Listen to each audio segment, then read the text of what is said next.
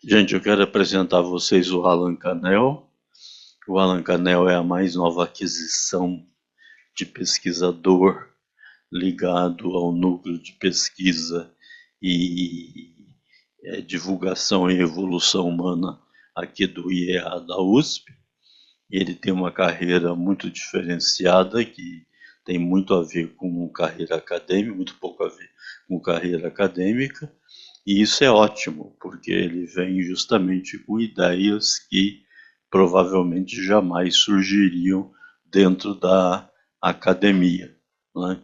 Nos últimos anos ele vem se dedicando de maneira bastante concentrada na relação entre mudança atmosférica e evolução, principalmente evolução humana.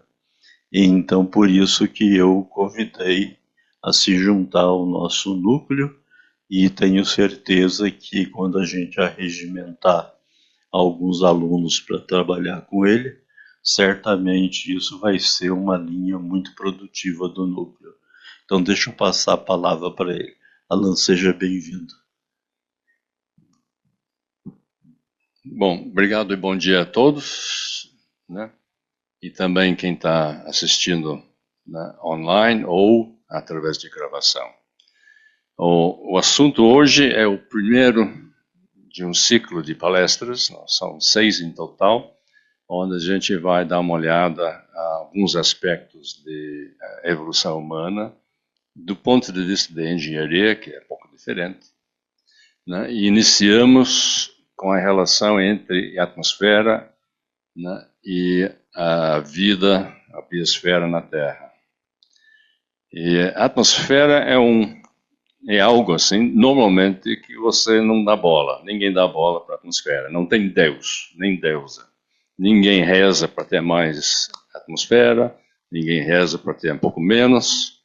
Quando muito, você tem Deus do trovão, você tem uma deusa da chuva, mas o ar, infelizmente, ficou relegado a algo que está sempre lá no fundo, e ninguém dá bola. E isso tem um problema, porque durante muito tempo, né, todo mundo achou que a atmosfera era tipo constante. Até hoje, né, tem gente achando que era, ao longo do tempo, bastante constante.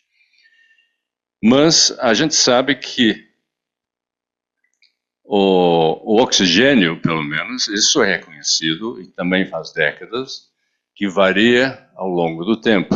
Então, nós temos épocas, assim, tipo protozérico, onde você tem valores baixos, você tem valores altos, aparentemente no Carbonífero, no Pérmio, aí cai, aliás, despenca no final do Pérmio, aí depois sobe no Cretáceo, depois cai gradativamente aqui no Cenozoico. Ou seja, talvez isso aqui é uma coisa mais ou menos aceitável.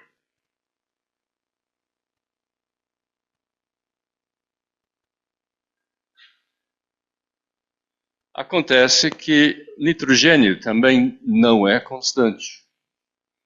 Embora até hoje, né, todos os modelos climáticos, né, que são usados para calcular, estimar e simular os climas antigos, né, paleoclimas, Eoceno, Mioceno, todos utilizam um valor, uma massa de nitrogênio constante ao longo do tempo. E nós sabemos que não é constante por diversos fatores, um dos quais são as bolinhas de ar no gelo. Então, nos últimos 800 mil anos, a gente sabe que o valor de oxigênio na atmosfera vem caindo pouco. O oxigênio vem caindo. Se o oxigênio está caindo, significa que o nitrogênio aumentou, né? Agora, ninguém sabe o valor equivalente de massa que subiu, né, ou foi subtraído. Né? Nas papers assim que foram publicados, Stolpa, né, o primeiro Yan et al. 201, eles dizem que provavelmente seja erosão e aí foi perda de oxigênio. Só que quando se analisa, não existe nenhuma relação, né, com eventos, por exemplo, os eventos glaciais. Né? A ligação é reconhecido como sendo gradual e constante. Então, dois dos autores agora, o próprio Yan e o Seringhaus, já reconhecem que isso pode representar um aumento real de nitrogênio. De onde que vem? Bom, você está mudando a atmosfera, vem de algum lugar. Onde que vem? Bom, né? Há um consenso, não vou entrar nos detalhes aqui, mas o consenso é que, né, a liberação de dióxido de carbono e outras coisas através da atividade vulcânica, né, é que libera grandes quantidades de oxigênio na forma de SOx, NOx e CO também. E que através da fotossíntese e outros mecanismos biológicos, isso acaba sendo, né, levado para um aumento de oxigênio.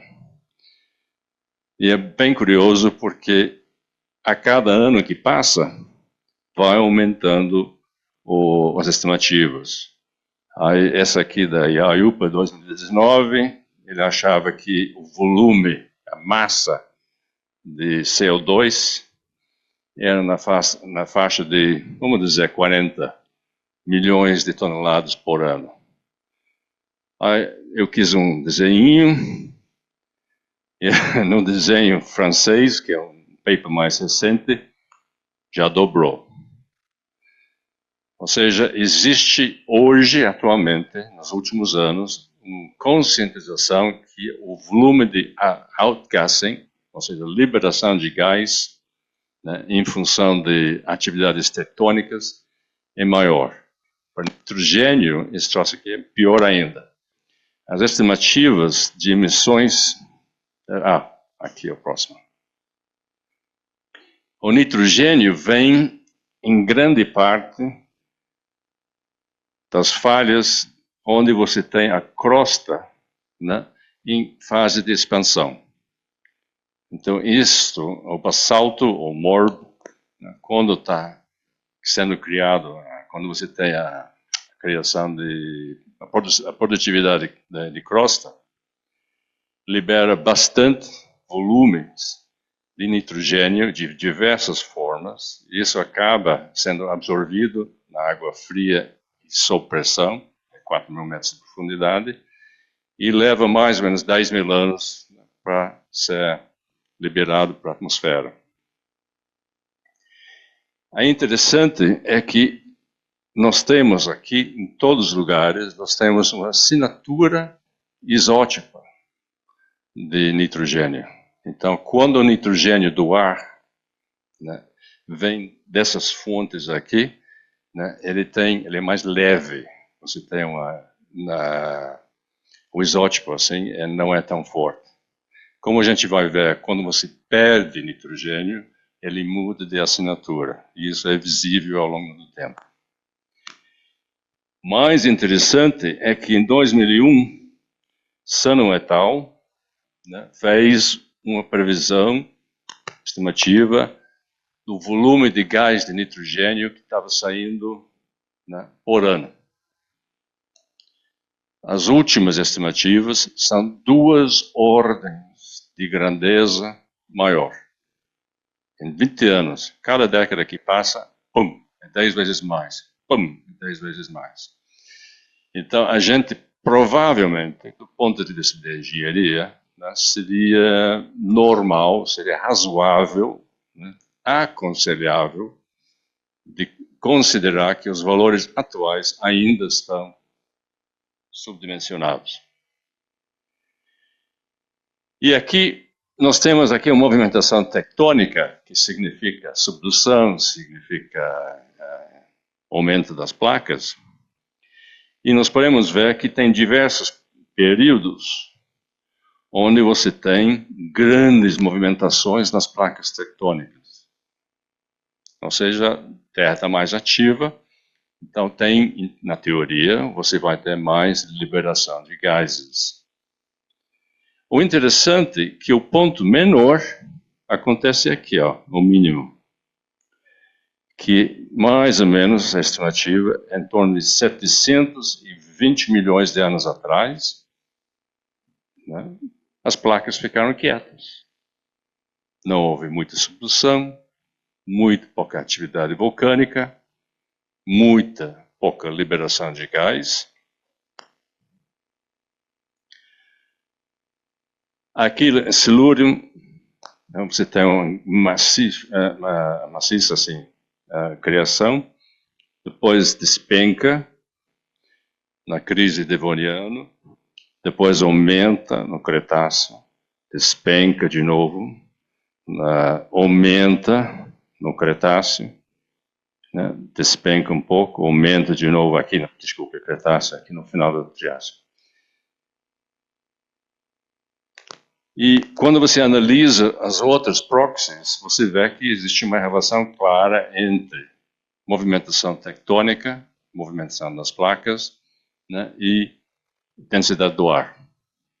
Tá, até lá, tudo bem. Mas vamos guardar esse valor aqui, que é interessante. Daí, como que se perde? Né? Se você entra no Google e perguntar, o campo magnético da Terra protege a atmosfera. Né? Se põe em inglês, pum. Né? Meio segundo depois, você tem 78 milhões de respostas. Então, aparentemente, existe, né, uma conscientização que o campo magnético da Terra protege a nossa atmosfera. Então, a pergunta que a gente tem que fazer é que o que acontece quando não tem campo magnético? E quando que não tem campo magnético? Quando os polos estão em fase de reversão. Quando o polo norte está indo para o polo sul, e o polo sul está indo para o polo norte. Uma reversão magnética leva 5.000 anos, mais ou menos. Né? E nesse tempo aqui, o campo magnético é muito fraco. Então, o que acontece? Bom, aí junto com o pessoal da Russian Space Institute, aí foi feita uma série de simulações e descobrimos que quando você aumenta um campo magnético baixo, quando você aumenta a radiação do Sol e o vento solar, ou seja, as partículas, então quando você tem um evento solar, como tivemos 2 eventos solares anteontem, 2 eventos classe X, né, que são violentíssimos, bilhões de partículas carregadas, pesadas, saindo para o espaço. Não pegou a gente, mas pega uma vez cada 100 anos, em média. Então, o que acontece? Normalmente a gente está perdendo 10 quilos de atmosfera por segundo, por aí. Escala aqui é log. Então, quando você aumenta, especialmente a radiação ultravioleta, né, estes valores, né, chegam a ser milhões de toneladas por segundo. Então, um evento desses aqui a gente não ia sentir. Mas se você está numa reversão, né, que vai durar 5.000 anos, e você tem um evento a cada 100 anos, então você vai ter, né, 50 desses eventos. Cada evento dura 10 horas, mais ou menos, e você está perdendo milhões de toneladas de atmosfera a cada segundo. Então, ao longo do tempo, esses eventos aumentam. E existe outra coisa interessante, que as pesquisas originais eram focadas no oxigênio, só agora que está voltando para o nitrogênio. E aí tem um alto grau de fracionamento, especialmente de nitrogênio. Né? O que você perde é o nitrogênio 14, é o isótopo mais leve. Esse vai para o espaço, literalmente. Uf, né? Porque ele atinge a energia suficiente para escapar da Terra. Então, significa que aí, no meio, no ar, nas plantas, no mar, né, você vai ter um aumento do isótopo 15. Amanhã a gente vai ver que isso aqui é importante, porque quando você tem esses eventos onde há perda, né, e fraccionamento, aumenta muito mais o 15N, ou seja, isótopo N, que o pessoal acha que isso está ligado ao trofismo em termos de alimentação.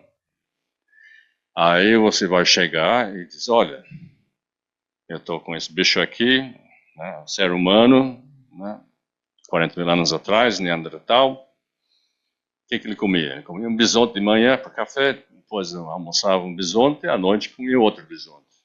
Né? Porque os níveis de 15N são tão altos, né, que significa que o bicho era 100% quase carnívoro. Só que a gente sabe que não era. Né? Também, rena. O rena tem o valor de um carnívoro. Pobre de Papai Noel, né? O que você trouxe para mim no Natal? Nada. Quando você tem perda de atmosfera, que acontece muito mais rápido, para ganhar 10 milhões de anos, para perder 100 mil anos. Né? O que nós temos? Nós temos esse aumento de isótopo 15N, de nitrogênio, um esfriamento adiabático. Se você tem menos pressão, é que nem ir para Curitiba lá do Rio de Janeiro. Curitiba está frio, porque está mais alto, tem menos pressão. Aumento o gradiente de temperatura entre o polo e Equador. Significa o quê? Né? Esfria mais nas latitudes mais altas. Quando esfria mais nas latitudes mais altas, você tem uma capa de gelo. Então você cria uma capa polar. A redução de pressão nos oceanos libera volumes enormes de dióxido de carbono, né? Que isso aqui zebra a cabeça de muita gente, porque como que você vai ter um aumento de dióxido de carbono e está esfriando? Não pode. Acontece que durante um pequeno período você tem um esfriamento e valores muito altos do gás que está saindo do oceano. Então, 55 mais vezes gás carbônico no oceano do que no ar. É diretamente proporcional à pressão. Se você reduz 10% da pressão atmosférica na superfície, isso é lei de Henry, é física básica, né? Você vai soltar 10% mais ou menos daquele gás carbônico, né? Ou seja, 5 vezes mais o valor terrestre. Então, de repente, você vai de valores de 500, não sei o quê, para 3.000. E todo mundo acha que isso vai ser um Huawei, né? Mas não é tão, aparentemente, não necessariamente tão grave. Isso foi notado primeiramente por Vajja e Steinfors-Dottir em 2013. Não está aqui a referência.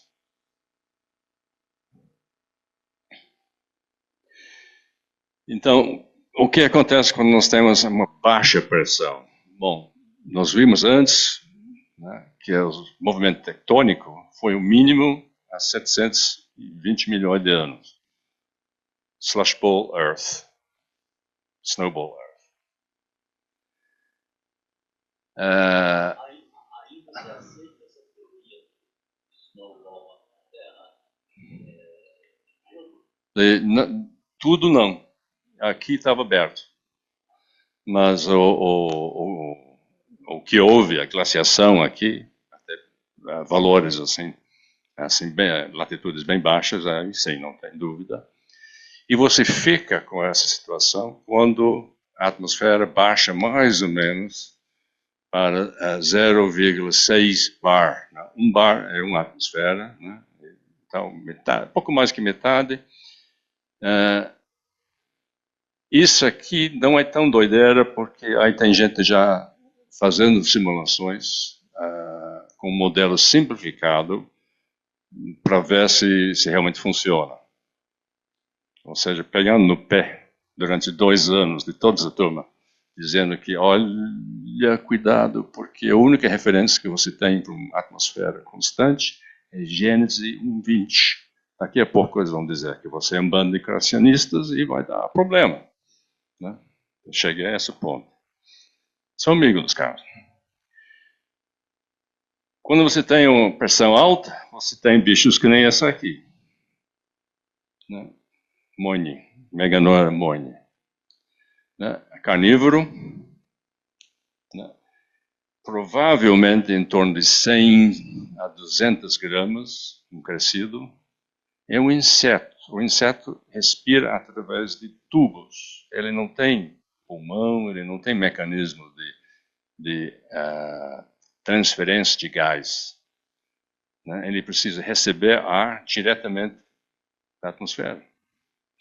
Então, o único jeito que você pode oxigenar esses músculos é aumentando o número de tubos, que é as tráquea e traqueoles.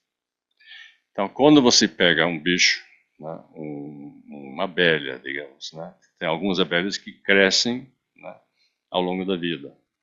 Chega um ponto que eles não podem crescer mais, porque o volume que você precisa desses buracos, né, já é maior do que o próprio volume do torácico. Né.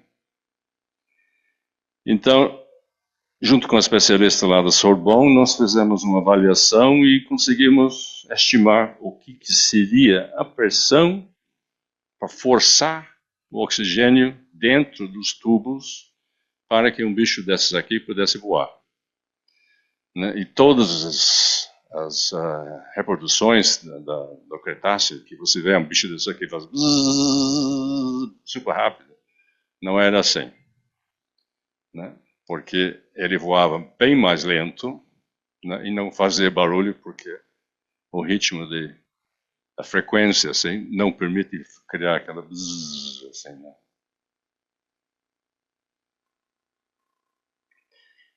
Como é que a gente sabe como que era a densidade? A densidade tem proxies, um dos quais é a altura da árvore. Então, vou bem rapidinho aqui. As primeiras árvores apareceram no Silúrio, quando nós vimos que teve grande movimentação tectônica. Depois despencam, quando não tem movimentação tectônica. Depois crescem de novo, né, cai de novo no começo do Carbonífero, que cai a pressão do ar. Isso já está, né, pelo menos o oxigênio, sabe? Depois aumenta. E aí existe uma teoria lá para a planta, né, deixei no inglês, é Cohesion Tension Theory, que diz que não adianta, você vai perder 10%, digamos, da pressão para cada 10 metros que você sobe. Né? Como se fosse assim, um termômetro, né, feito de água. Né? Com mercúrio você tem naquela altura. Você põe o mercúrio no tubo, vira o tubo, cria vácuo lá em cima e a pressão do ar suporta, né, aquela pressão. E isso aqui, como aqui funciona o barômetro. A mesma coisa funciona com água. Então, se você pega uma coluna de água, a pressão atual vai suportar uma coluna de 10 metros. Né? Lá em cima, você não tem mais pressão. Isso mais ou menos funciona para hoje, porque se você vê a altura da copa das árvores, a grande maioria está nessa fase aqui, 10 metros a 20 metros. Só nas áreas tropicais que você consegue realmente aumentar a pressão devido à alta incidência de chuva. Então, bate. O Araucária é uma árvore muito interessante porque não mudou nada. Assim, basicamente, ele continua igual. ela continua igual, desde a época do Triássico, no mínimo. E aí, hoje você tem, no sul do país, no sul do Brasil, a média é de 16 metros de altura. Tem alguns maiores, tem alguns menores, mas a média é essa. A média de uma outra espécie lá da Austrália, né, que, por ser da Austrália, separou por aqui, né, da América do Sul, ele cresce um pouco maior. Então, você pode dizer, bom, quanto mais alta a árvore, maior a pressão. Senão, a água não sobe. Então, é uma coisa bastante crua. Aí, na floresta do Darwin, na Argentina, no começo do Triássico, as árvores são baixas. Mais ou menos parecido com hoje, né? Então, a pressão era mais ou menos parecida conosco. No final do Triássico, no Carniano, 220 mil, aí você já tem coisas bem grandes, vai 54 metros. Então, a pressão era maior. Aí, no Cerro Quadrado, em Camarillo, Argentina, meio Jurássico, eles dizem 150, 160, eu acho que é mais recente, o Giancarlo também acha que é mais recente. Nós temos esse tronco, é um fóssil, tem 70 metros. A árvore tinha quase 100. Tá? Se você está vendo aqui na flechinha, aqui um cara, logo atrás. Aí, falando com o Luiz Scapa, lá da Patagônia, ele disse assim, olha, nós temos esses fósseis, são muitos, e a gente não consegue entender como que eram tão grandes, porque a madeira está igual. Né? A estrutura celular da madeira está igual a uma araucária de hoje. A única diferença é que as folhas eram maiores, por uma outra razão. Aqui um vulcão, né? O vulcão Madre e Hija. Esse vulcão, quando explodiu, cobriu tudo e derrubou todas as árvores. 100 milhares aqui embaixo. Né?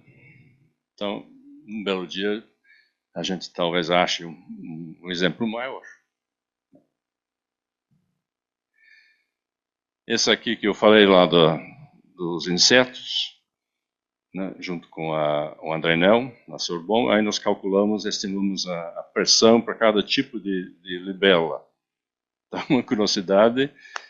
E aí no começo do Jurássico a gente acha um buraco, não tem um bicho grande que voa.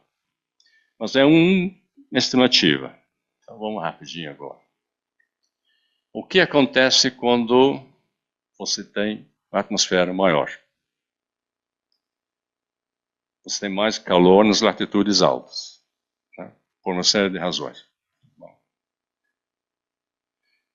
Isso feito através de simulações que foram no fim da década passada. Teve diversas, e chegaram todos à mesma conclusão e ninguém deu bola. Isso quer dizer que você tem florestas polares. Então você vai lá perto do Polo Norte, vai lá perto do Polo Sul, e você tem florestas neotropicais, subtropicais.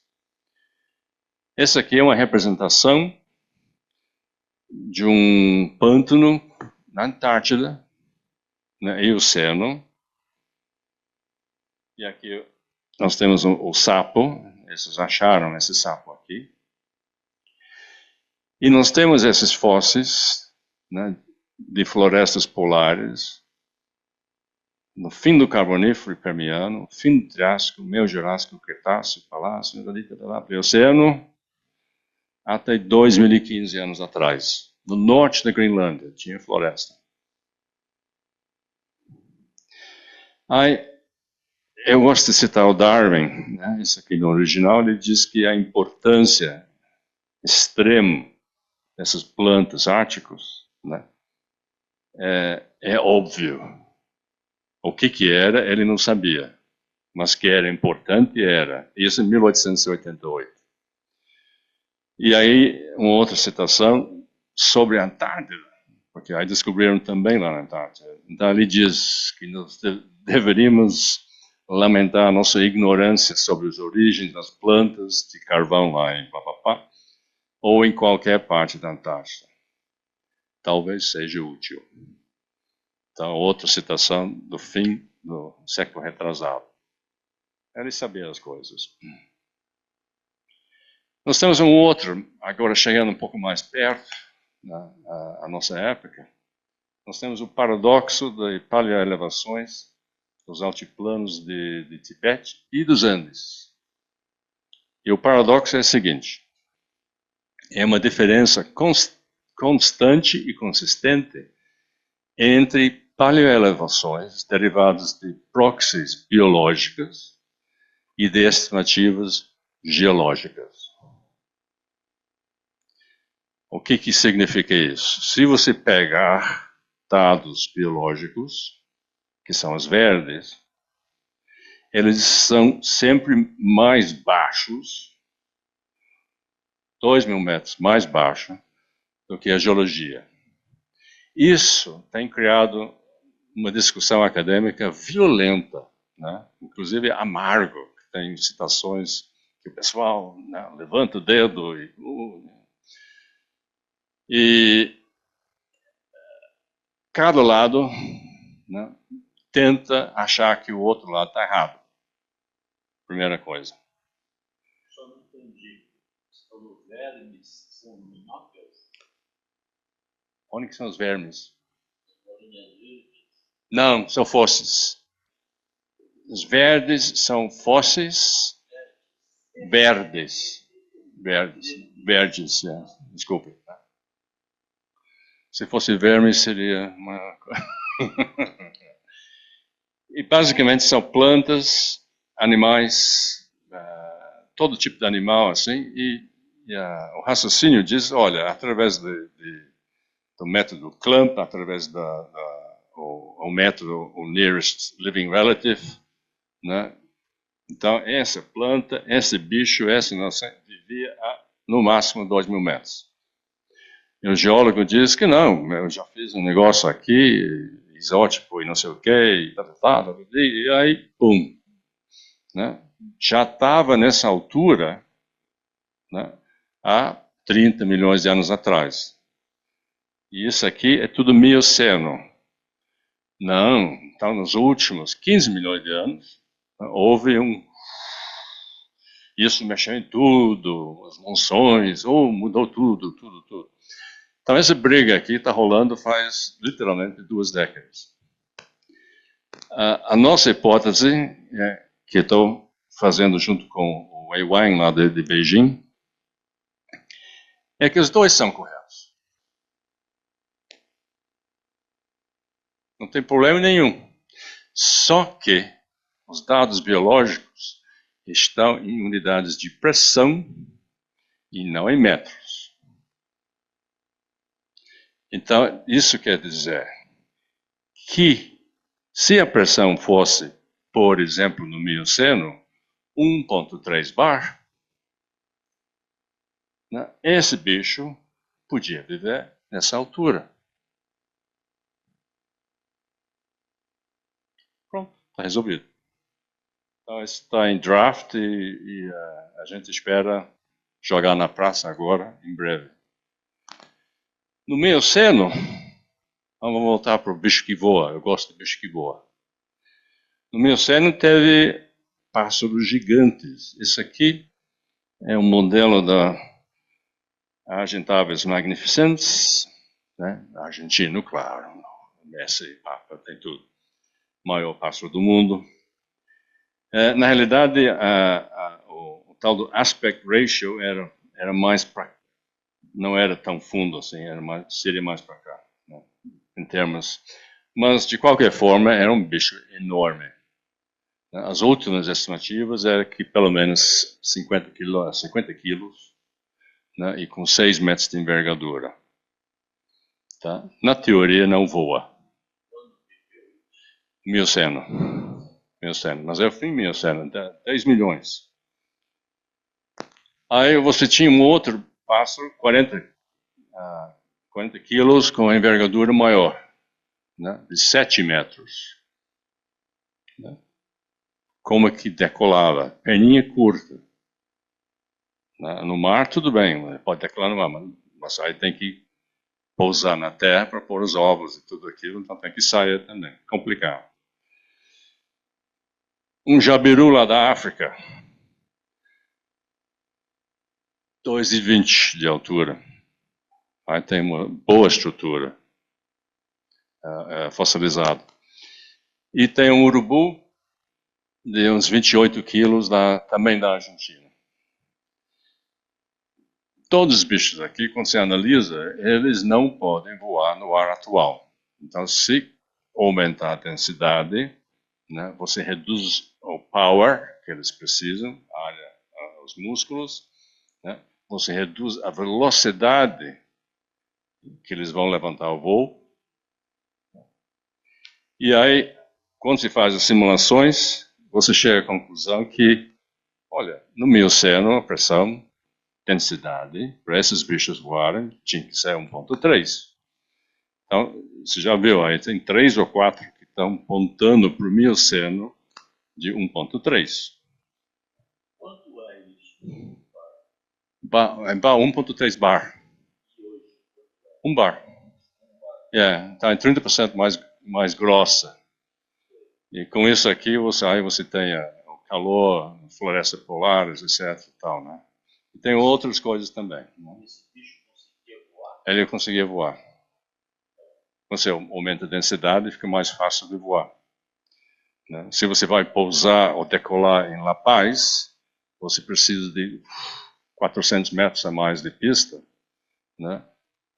Para tirar um Boeing do chão do que a nível do mar.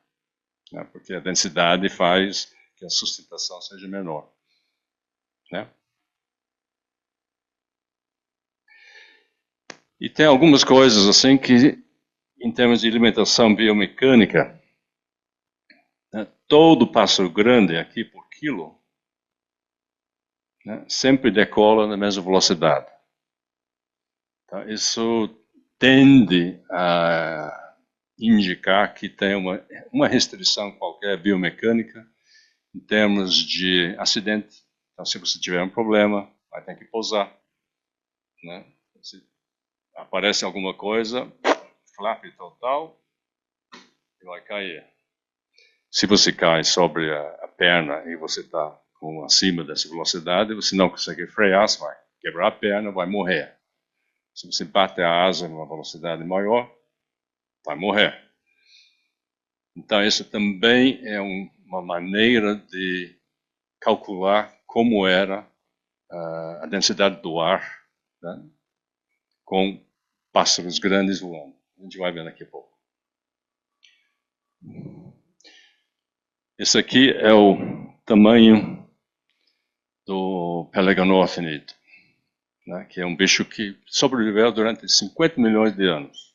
Feliz da vida, mundo inteiro, e no fim do Plioceno, foi-se, junto com todos os outros grandes pássaros. Mundial. Não era comida, não era clima, era outra coisa. Então, a pesquisa, então, é que outra coisa foi isso. Esse aqui é do meu neto. Ele quis saber por que não existe mais Megalodon. Eu jurei que não existe mais, ele jurava que tem, que ele já viu no YouTube e tal, né? Mas não tem. Mas que realmente no fim do Plioceno, aliás, no Early Plioceno, você tinha 11 espécies de mega tubarão. Já está falando de bicho de 15 metros. Quando se chega no Holoceno, nós temos uns 2 ou 3 gatos pingados aqui, que não são tão grandes. Todos ficaram menores ou foram extintos. Isso é bastante recente, né? Bastante recente, né? Fim do Plioceno. Aí, Plioceno e Pleistoceno, esse que a gente está vendo tudo. Aí, o porquê? Preso não era, temperatura não era. Né? O que eles comiam é a mesma coisa, pinnipédios. Água, temperatura, eles... Né? Mesma coisa. Megafauna não era ação humana.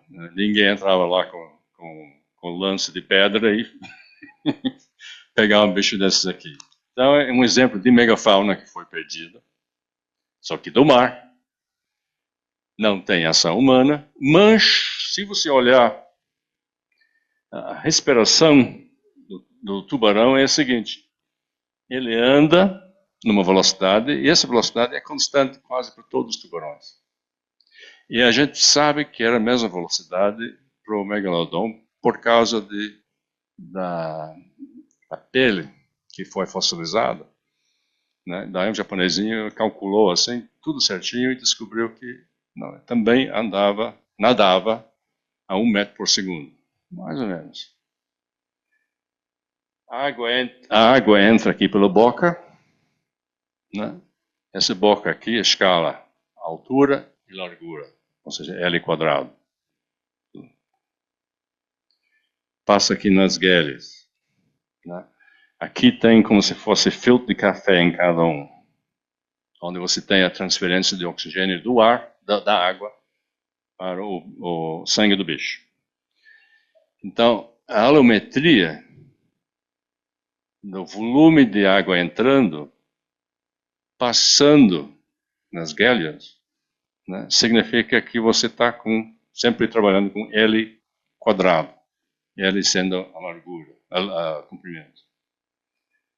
Enquanto o metabolismo é uma função do volume do animal, que é uma função de L ao cubo.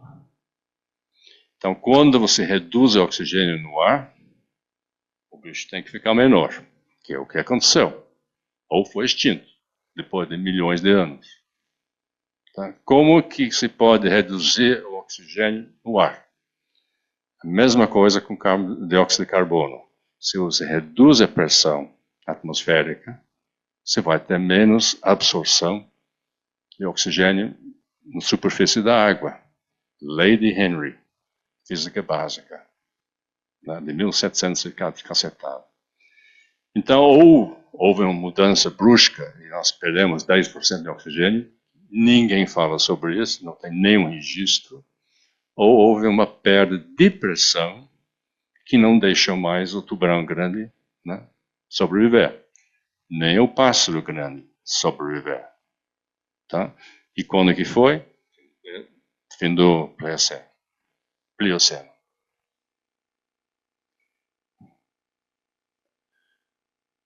Aí, outra maneira de saber é através do pH dos oceanos. Né? Quando você tem o pH mais baixo, mais ácido, quer dizer que, obviamente, tem mais dióxido de carbono, né?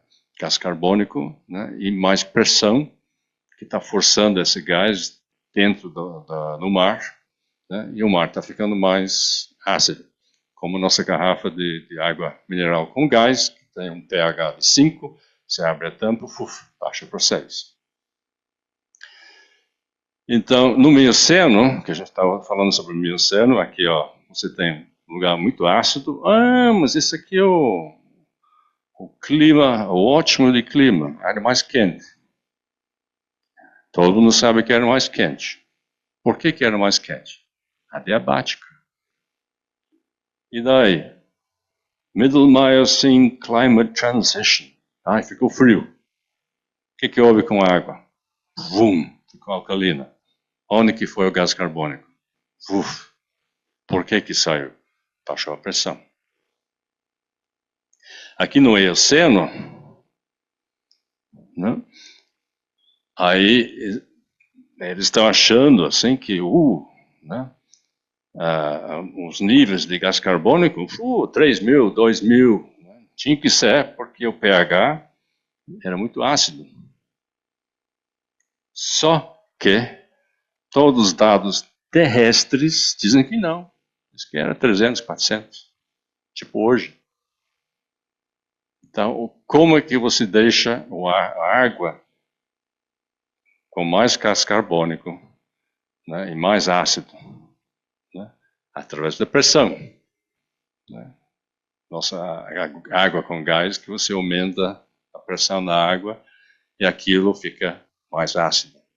Então, isso aqui, a diferença entre o que tem na Terra, aliás, o que tem pressão parcial terrestre, e os valores que você tem no mar, é um proxy também para a pressão. Então, aqui nós podemos confirmar 1.3 no Mioceno, né? E aqui a gente estima agora 1.6, né, bar, e que isso permitiu, desculpa, vamos lá, e isso permitiu que morcego, os primeiros bichinhos que estavam planando, conseguiram, né, bater as asinhas e finalmente sair voando. Que responde uma proposta que foi feita por Darwin sobre a evolução, em que eles falaram para ele, para que serve metade de uma asa? Ele não tinha resposta. A nossa resposta, que saiu agora, na Nature, era que, né, se você tiver a atmosfera mais densa, metade de uma asa funciona muito bem. Né? É o start, assim, para o processo. E tem outros proxies. Nós temos uma que a gente usa lá de pirita, e também de isótopos em âmbar, que não vou entrar no agora. Né? Aumentou a pressão, o que acontece? Aliás, baixou a pressão, o que acontece? Você muda a circulação do ar. E a largura dessas cédulas, chamadas cédulas Hadley, fica maior. Então, hoje nós estamos com desertos nos meios latitudes. Quando a pressão é bem alta, né, você tem evaporitos mais perto do Equador. Quando a pressão for mais baixa, né, aumenta a cédula Hadley e evaporitos ficam, né, nas latitudes mais altas. Essa aqui é uma distribuição de evaporitos. Então, é bem clara que no início do Devoniano, a gente tinha pressão alta. Carboníferos, pressão alta. Permiano. Aí, fim do Permiano, opa, caiu. Triássico. Esse também é complicado. Cretáceo, aqui ó, tudo assim perto do Equador. Oligoceno. De repente eles estão bem separados. Mais separados no Oligoceno. Menos no Mioceno, atualmente mais separados.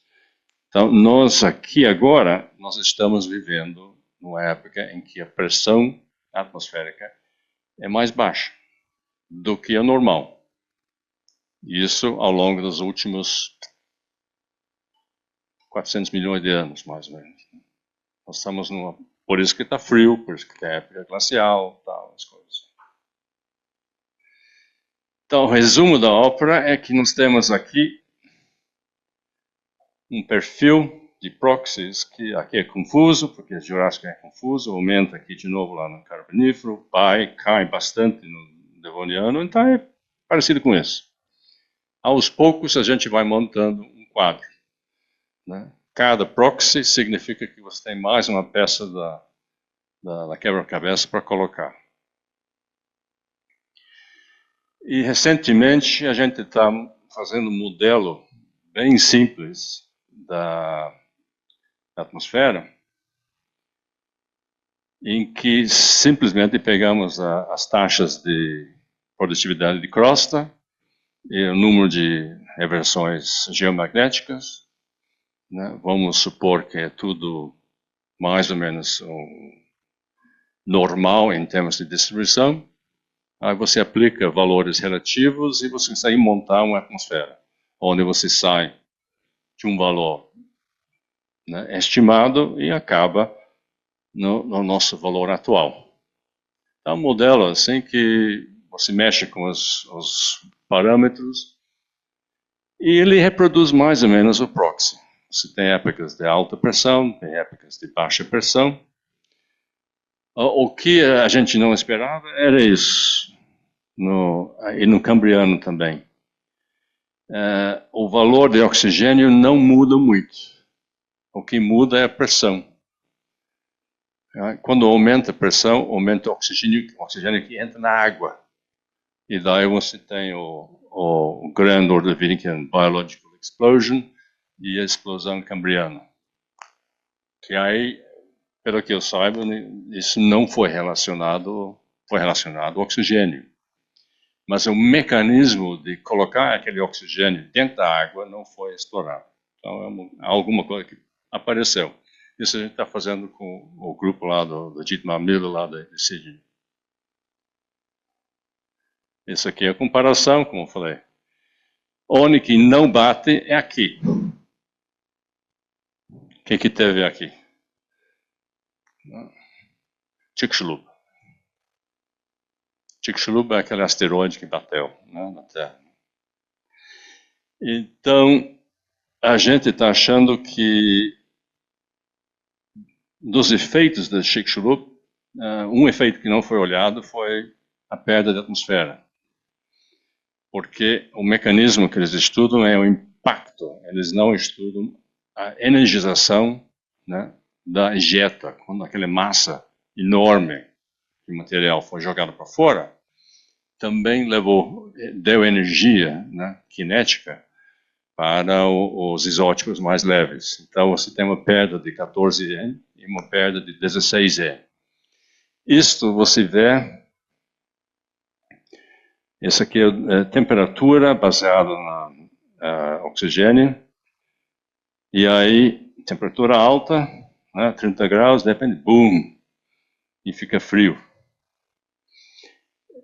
Essas medições aqui, a gente acha que são falsas.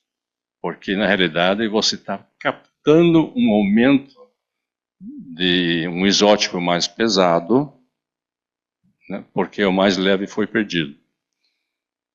E aí, usando, né, cegamente a maneira de calcular paleotemperatura através de isótopo de oxigênio, você acaba achando que era mais frio. Isso é uma coisa que você vê, né, muito assim ao longo dos anos, que não existe o cuidado, ou não tem a noção, a consciência, que essa variação de temperatura que a gente usa baseado no isótopo de oxigênio não é constante. Ele é variável conforme a composição atmosférica desses isótopos, como o nitrogênio. Então, isso pode levar a interpretações erradas. Então, esse é o nosso resumo, está mais ou menos em cima da hora. A massa não é constante, o ganho de massa é lento, conforme a movimentação tectônica, a perda de massa é mais rápida, em torno de 100 mil anos. Acontece em campos magnéticos durante eventos solares extremos, dos quais nós temos um em cada 100 anos, mais ou menos. Durante múltiplas reversões dos polos, quando a atmosfera é exposta a esses eventos extremos por dezenas de milhares de anos, as perdas são significativas, tem um esfriamento rápido, liberação de CO2 e O2, de oxigênios, aumento de 15 E, e aumento do gradiente de temperatura polo-equador. Fica frio, né, e nós temos capas de gelo. As últimas múltiplas reversões aconteceram no fim do Plioceno. E esse aqui, os impactos disso aqui, e também sobre a evolução humana, a gente vai ver amanhã. Agradeço. Se alguém tiver, né, qualquer pergunta, estamos aqui. Né? Para o pessoal que está assistindo pela YouTube, aí o Jorge aqui vai ter toda a cópia do material, inclusive um pouco mais elaborado, com mais referências. E qualquer pergunta, dúvida que tiver, é só falar depois, direto, através do Jorge, pode falar comigo, e eu terei o máximo de prazer em tentar explicar tudo em 3 linhas.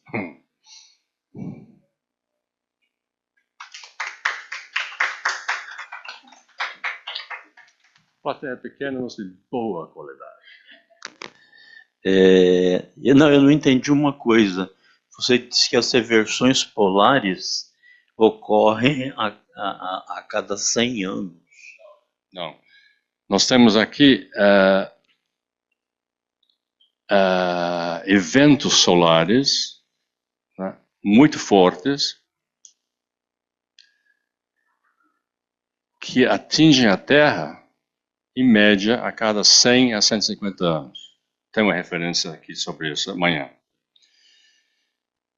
Anteontem, né, teve 2 explosões solares, classe X, violentíssimas, mas o Sol, você tem que ver assim, tem 180 graus para cobrir. Porque eu estou aqui o Sol, eu estou olhando aqui a Terra. Então, quando eu estou nesse lado, olhando aqui para a Terra, aqui tem 180 graus. Então, eu posso fazer pum, pum, aliás, a gente faz a vida inteira, pum, pum, pum. Quando você está com um processo de reversão magnético do Sol, que é a cada 11 anos. Então, no meio desse processo da reversão magnética do Sol... Do Sol. Do Sol.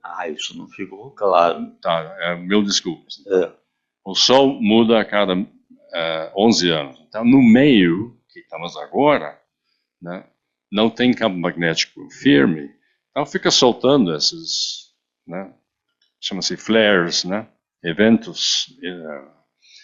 E aí cada um desses aqui podem ter bilhões de toneladas de partículas carregadas, alguns dos quais são pesados. Não é só hidrogênio. Você tem cloro, você tem enxofre, você tem nitrogênio. E aí, essas partículas, quando eles batem na atmosfera, manda alguma coisa para fora, né, como se fosse soprando, né? E pior, o mais complicado, é que interage com o oxigênio e o ozônio, né? E através disso cria um mecanismo que a gente vai ver amanhã, que reduz a proteção do ozônio e aí sim aumenta a ultravioleta. E a ultravioleta é o aspecto que ainda não foi bem estudado, né? Esse está mais novo ainda, tudo assim, este ano que vem.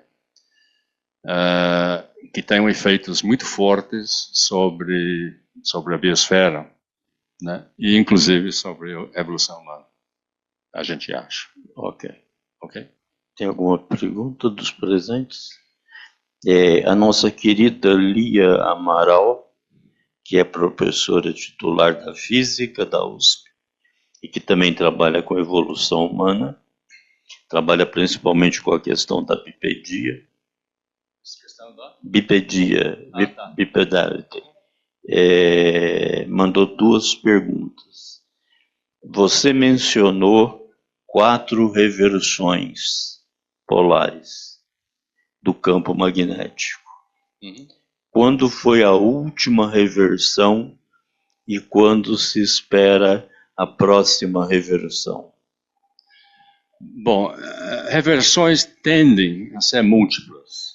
Então você tem uma e depois volta, uma e volta, assim, né?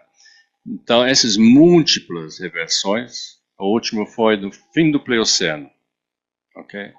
Especificamente aí o mamute, né, o Caena, Aí depois Olduvai, Reunião, Olduvai, e aí vem um período assim calmo, depois o meio do Plioceno, que teve mais uma série de reversões, que acabou empurrando os ciclos glaciais de 40 mil anos para 80, 100 mil anos. E ficaram bem mais severos. O último grande foi o Matoyama Brunha, se me lembro bem. Isso foi há 800 mil anos atrás, que foi que deu empurrão para a época moderna glacial. E a gente acha que a perda de atmosfera não foi grande. Foi mais ou menos uma troca rápida, um pouco mais rápida. Quando se volta antes, por o Gauss Matoyama, aí sim, aí que foi, não foi, aí, acho que não vou, nada depois eu vou. Tá bom, eu vou. Então leva um tempão. E nesse tempão aqui você tem vários períodos de baixa intensidade magnética, que a gente vai ver amanhã, e aí sim a perda foi significativa, e aí junto com isso aqui teve muito aumento de células Hadley, e a evaporação, né, foi alterada, e o nível de aridez mundial, né, incrementou.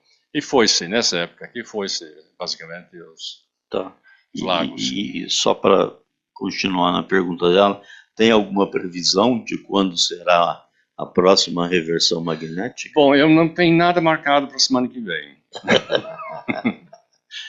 Mas também a gente vai ver amanhã, né, que existe uma outra coisa chamada excursão. E a excursão é basicamente a seguinte: o Polo Norte fica de saco cheio, ele fica lá, né, lá no norte, resolve tirar férias e vai para Tahiti. E daí fica lá 1000 anos mais ou menos, depois volta. Né. Quando isso acontece, o campo magnético fica muito baixo. Como é que se chama isso? Uma excursão magnética. Excursão. Que é diferente de reversão. É diferente. Ele não chega a virar. Okay. Né? Ele está pensando, mas não faz. Né? O porquê isso acontece, ninguém sabe direito. Né? Esses aqui são muito comuns. Nós tivemos um grande evento há 40 mil anos, né? Que isso está muito ligado com perda de megafauna, que a gente vai ver amanhã. E teve vários eventos curtos, chamados o Gotemburgo, né?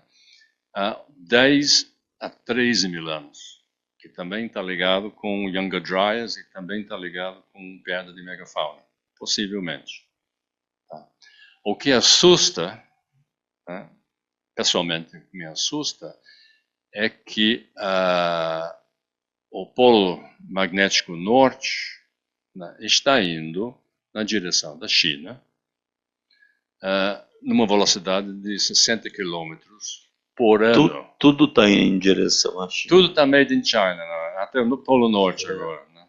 Tá. Aí, essa velocidade é mais ou menos assim. Você pode fazer mexendo um dedo depois do outro. Essa velocidade de um processo geológico atual. Você vai falar disso amanhã. Eu vou entrar um pouco mais de detalhe amanhã sobre isso. Então não dá spoiler. Tá. Você está dando spoiler. Esse foi teaser. Tá. A segunda questão da nossa querida Lia é a discussão atual sobre a crise climática não leva essas questões básicas, e ela grifou básicas, em conta. Por que isso não entra na discussão da mudança climática? Olha, os mecanismos são completamente diferentes. Né? Então, eu olho, por exemplo, a questão de carbono, né? Se são peras, essas coisas aqui são maçãs. Então, por enquanto, a gente está olhando mais ou menos como se fosse coisas independentes. Quando você chegar ao ponto crítico, que amanhã a gente vai iniciar a conversa sobre isso, é que você tem um evento solar muito forte, um campo magnético muito baixo, incidência de radiação ultravioleta aumenta brutalmente, e chega a níveis de danificar especialmente a biosfera das savanas. Nas florestas nem tanto, porque a floresta tem sombra e tal, né? Então se pode atingir a copa, mas não atinge a planta de baixo, né? Gramíneos, basicamente, é um ambiente em duas dimensões. Cai radiação chapada em cima da savana, né? Queima tudo. E aí, as últimas pesquisas lá, do mês passado, né, que a gente vai mostrar, indicam que esse efeito aqui é mais longa do que a gente tinha imaginado. A gente imaginava a questão de 10 horas, talvez 3 dias. Não, lá do Max Planck estão chegando com valores de 2, 3 anos. Então isso, num ciclo reprodutivo da grama, e tudo que come aquilo, né, é gravíssimo. E tudo que come, o que come a grama, né? E aí mexe, inclusive, com o tamanho dos bichos.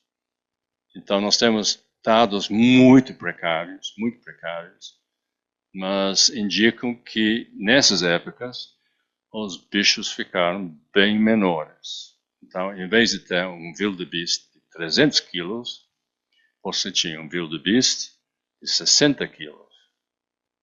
Se eu fosse, né, homo, alguma coisa daquela época, eu olharia assim, bom, esse aqui de 300 eu vou pensar 2 vezes, né? Mas aí no 60, pô, também nunca achou, eu pego esse bicho e como. E aí tem evidência disso, que é curioso. Né? Mas então, assim, quiser a resposta para ali até o momento, não houve nenhuma... Não. O que nós estamos vendo é que é uma possível excursão que pode virar uma reversão. Ninguém sabe, mas antes de se preocupar com isso, a gente tem que se preocupar com a redução do campo magnético e a radiação solar. Ok. Tá bom. Essa é a mensagem, inclusive, para a semana que vem. Ok. Bom, se não tem perguntas, chegaram mais perguntas? Não. Não, me faça uma pergunta aqui. Ok. Você tem uma pergunta? Você chegou tarde, vai. Deixa eu só fazer uma só para dizer que eu tenho um aluno fazendo pergunta. Pois é. Deixa eu só fazer uma observação. Diga. O que me chama atenção, não sei se chamou a atenção dos outros, é que toda a bibliografia que você citou é muito recente, né? Sim. É de 2019 para cá, quer dizer, isso aí é a ponta da ponta da ponta, em termos de pesquisa, né? Sim. Porque tudo é dos últimos 4, 5 anos, né? Olha, qualquer coisa antes de 2015 a gente ignora porque isso não é. Ok. Não é. E aí, você vai ver hoje, amanhã, nós temos 3 ou 4 coisas que estão em draft Sim. E aí... Claro. Então eu fico muito satisfeito de saber que o nosso núcleo aqui de evolução humana vai estar entrando aí nessa prancha de surf da ponta da pesquisa. Né? Se eu posso aproveitar que estamos no YouTube aqui, o meu recado, né, para a USP e o Instituto seria de verificar, né, algumas ideias aqui, especialmente em relação à ultravioleta e especialmente em relação à ultravioleta sobre as nossas novas savanas, que não são mais cerrados, né, são plantações de soja, de milho, né, de tudo isso. Se essas plantas, né, fossem sofrer quedas brutais de produtividade, o mundo inteiro passa fome. Então, em termos de nossas exportações, em termos do papel do Brasil, né, em relação a tudo isso. Né? Esse aqui é um assunto que vale a pena, pelo menos, pensar um pouco. Se é para pensar o Brasil, essa aí tem que pensar. Ok. Letícia. Bom, eu sou estudante de biologia, né? Então as minhas perguntas vão ser um pouco enviesadas para esse lado. Mas tem algum estudo que relacione, por exemplo, essas mudanças na atmosfera e como que eu consigo explicar isso? Depois da extinção dos dinossauros, a gente teve a ocupação da Terra, né, basicamente pelos mamíferos, né? Então, os mamíferos eles conseguiram se desenvolver mais e até as pessoas até brincam, né? O reinado dos mamíferos. Tem algum estudo que relacione isso, principalmente com relação aos mamíferos aquáticos, assim, né? Se tem algum estudo que relacione essas mudanças atmosféricas com o grande tamanho deles na água também, enfim. É um pouco fora de foco, mas tem duas perguntas aí que são bem interessantes. Primeiro, por que teve tanto mamífero aquático, especialmente nos mares? Obviamente porque a produtividade dos mares era muito alta. Então você tem coisa lá para comer. Daí você tem dois tipos de bicho. Tem um bicho que come em 2 dimensões e tem bicho que come em 3. Tá? De 2 dimensões é aquele que vai lá e pega peixe. Por que era mais rico, né, no Mioceno, né, por pegar esses peixes e coisas assim, né, a riqueza, em parte devia ao aumento de oxigênio na água. Então, as águas superficiais, inclusive depois com o tempo, lá na profundidade, né, você tem águas mais ricas, né, e mais oxigenadas, né, e isso permite que você tenha uma biosfera aquática, né, melhor, então mais propício para, vamos lá e vamos comer tudo. Né? Então, os mamíferos que foram para a água descobriram que basicamente, tinha um campo livre. Aí as baleias, né, as balenas, assim, que abrem a boca, eles comem em 3 dimensões. Aí eles acham um negócio de krill, né, fazem assim, tá, junta tudo, abre a boca e a nhec. O volume de comida que eles conseguem engolir é relacionado com o volume de água, né, que eles conseguem pegar na boca. É 3 dimensões. Então, existe uma forte pressão para aumentar de tamanho. Se você aumentar de tamanho, você come mais, né, e o metabolismo baixa. Então, maravilha. E a encefalização desses baleias, né, ele é rápido até lá pelos 50 milhões de anos atrás, no oceano, e depois a encefalização continua igual. As baleias que têm que caçar alguma coisa, né, os golfinhos, os cachalotes, tudo aquilo, a encefalização deles tem um outro pico, né, no fim do Mioceno, porque as águas ficaram menos ricas, né, e tiveram que adaptar e ser mais eficiente na caça. Se você vai um pouquinho mais para trás, tem uma época que é bem interessante para o bicho que voa, né, que é o Jurássico. Aí teve um monte de bicho estranho, assim, que aí fizeram um monte de simulações e chegaram à conclusão que esses bichos estavam lá com asa, mas não voavam. O clássico é o tal do Microraptor. Né? Se você já viu, a gente sabe que era azul, parece um peru com 4 asas. E aí fizeram simulações, mas aí usando a atmosfera atual. E agora não, agora tem um grupo lá de Hong Kong, é internacional, mas é a base de Hong Kong. E a gente faz parte, e aí que estão analisando como que seria esse bicho aqui se voasse numa atmosfera mais densa. Então, solução, quer dizer, conclusão, voava, né, que é bom. Mas aí já estava com pena. Por que estava com pena? Né? Aí, se você volta antes, você pega uma época no começo do Jurássico, em que a Terra basicamente não teve campo magnético durante milhões de anos, 20 milhões de anos. Então, as perdas de atmosfera não eram tão grandes, porque ele virava muito rápido, né? E aí, por sorte ou por, sei lá, né? Aparentemente os longos períodos, né, de bombardeio foram curtos, não foram tão longos, né? Mais curtos. Mas a radiação ultravioleta era violenta. Então, todos os bichos, tudo desenvolveu mecanismos de proteção contra o ultravioleta. A araucária, né, a folha que era assim, né, era desse tamanho e coberta de cera. Né. Dinossauros, pena. Né. Por que pena? Pena é bom porque no fim de 1 ano, 2 anos, você tira e cresce de novo. E ele é danificado por ultravioleta. E ainda mais tchan é que aí você pode ter alguma coisa que reflete luz ultravioleta. Né? Pólen. Né? A primeira coisa que pólen fez foi virar amarelo. Ou refletir ultravioleta.